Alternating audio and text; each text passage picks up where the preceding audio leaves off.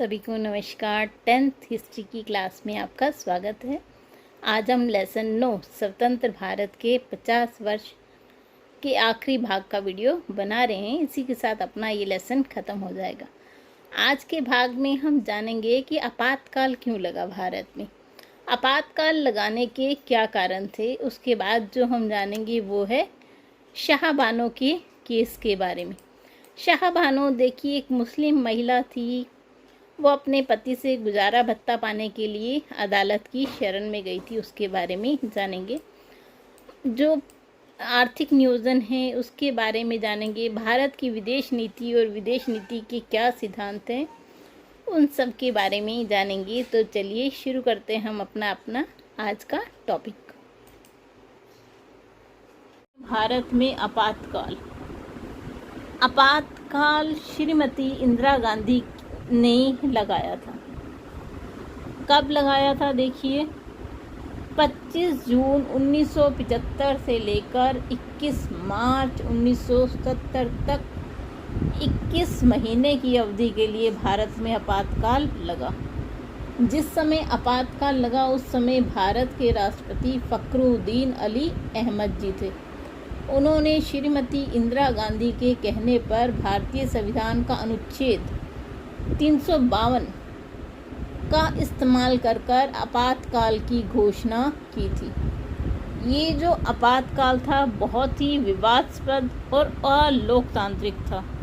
अब इसके कारण क्या थे हम आपको थोड़ा सा वो बता देते। आपातकाल लगने के प्रमुख कारण थे, सबसे पहला भारत में खाद्यान्न संकट, अकाल पड़ा था जिसके कारण कि खाद्यान्न संकट आ गया था। जो खाने पीने की वस्तुएं थी उनकी दामों में बढ़ोतरी हो गई। इस कारण से गुजरात और बिहार में आंदोलन हुए, छात्रों ने किए, जो कि हॉस्टल में खर्च बढ़ने के कारण। बेरोजगारी, रेलवे कर्मचारियों की हड़ताल, विभिन्न राजनीतिक दलों का एकजुट हो जाना और सबसे प्रमुख कारण जो था वो इंदिरा गांधी के निर्वाचन को इलाहाबाद उच्च न्यायालय ने अवैधानिक घोषित कर दिया था। इसीलिए इंदिरा गांधी ने 25 जून 1975 को ही देश में आपातकाल लगा दिया ताकि जो विरोधी थे वो उनके खिलाफ एकजुट ना हो सके। तो ये आपातकाल लगाने के कारण थे और जो कि 21 महीनों तक चला। चलिए अब हम देख लेते हैं शाहबानो केस क्या था।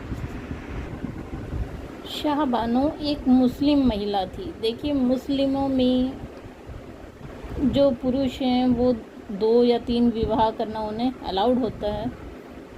तो जो ये मुस्लिम महिला थी वो अपने पति से 62 साल की थी, 5 बच्चों की माँ थी। उसके पति ने उसे 3 तलाक दे दिया था और पति ने गुजारा भत्ता देने से इनकार कर दिया था, जिस कारण कि वो न्यायालय में गई और उच्च न्यायालय ने उसे गुजारा भत्ता देने का आदेश दिया। उसके पति ने सर्वोच्च न्यायालय में अपील की। सर्वोच्च न्यायालय ने भी शाहबानो को के जो निर्णय दिया गया था उच्च न्यायालय द्वारा उसे सही बताते हुए उसके पक्ष में फैसला दिया कि उसे गुजारा भत्ता देना चाहिए। जो इससे पुरानी सोच वाले मुस्लिम नेता थे और उन्होंने सरकार पर दबाव बनाया और कहा कि इस फैसले को पलटें। लेकिन जो कोर्ट था उसके दखल के बाद भी शाहबानो को इंसाफ मिला। ये था शाहबानो केस।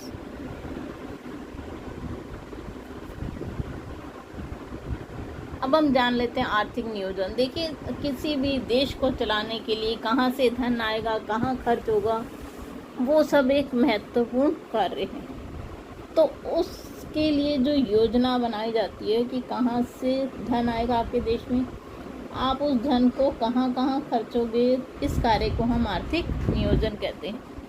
भारत को आर्थिक नियोजन की प्रेरणा रूस से मिली है। देखिए रूस में सबसे पहले इसे अपनाया गया। हमारे भारत में 5-5 वर्ष के लिए पंचवर्षीय योजना बनाकर आर्थिक नियोजन किया गया।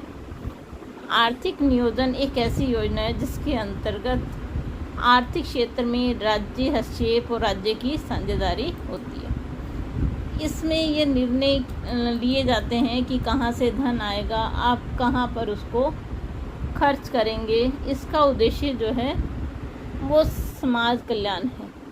जो हमारे देश में संसाधन उपलब्ध हैं उनका बेहतर उपयोग कर देश की आय बढ़ाना, प्रति व्यक्ति आय बढ़ाना, जीवन स्तर ऊंचा उठाना, बेरोजगारी को कम करना, वो सब इसके मुख्य उद्देश्य होते हैं। तो ये है आर्थिक नियोजन। अब हम जान लेते हैं भारत का वैज्ञानिक विकास। देखिए, जब से भारत स्वतंत्र हुआ, भारत के जो वैज्ञानिक हैं उन्होंने नित नए आविष्कार किए हैं। इन्हीं आविष्कारों के परिणाम स्वरूप आज भारत दुनिया में एक बहुत बड़ी शक्ति के रूप में जाना जाने लग गया है। तो भारत में आज़ादी के बाद अनेक ही परीक्षण किए, परमाणु परीक्षण किए, खुद की मिसाइल्स बनाई, खुद के सैटेलाइट्स बनाए, मंगलयान छोड़ा। तो देखिए, आज भारत हर तरह से वैज्ञानिक मामलों में सशक्त है। चलिए, इससे आगे हम देखते हैं अब भारत की विदेश नीति कि दूसरे देश के साथ आप कैसे संबंध होंगे, उसका निर्धारण कहाँ से होता है? विदेश नीति के आधार पर। तो जो भारत है उसकी विदेश नीति हमेशा से ही युद्ध से दूर की रही है, शांति स्थापित करके रखने की रही है, दूसरे देशों के साथ मधुर संबंध बना के रखने की रही है। तो अब हम जान लेते हैं भारत की विदेश नीति के 5 मुख्य सिद्धांत। सबसे पहला क्या है? देखिए, क्षेत्रीय अखंडता की रक्षा करना। मतलब जो हमारा भारत है वो पूरे का पूरा एक ही बना रहे, ऐसा प्रयास करना। अपने आप को संप्रभु रखना, मतलब हमारे ऊपर कोई दोबारा राज ना कर सके। जैसे अंग्रेज़ों ने हम पर 200 साल राज किया है, ऐसा दोबारा कोई ना कर सके, तो उस बात का ध्यान रखना। जो दूसरा रीज़न है, गैर आक्रामकता। मतलब हम ऐसा कोई भी कार्य ना करें कि हमें दूसरे देशों के साथ युद्ध करना पड़े। हम पहले युद्ध नहीं करेंगे, शांति का प्रयास करेंगे, ऐसा भारत का सिद्धांत है। तीसरा क्या सिद्धांत है? परस्पर गैर हस्तक्षेप।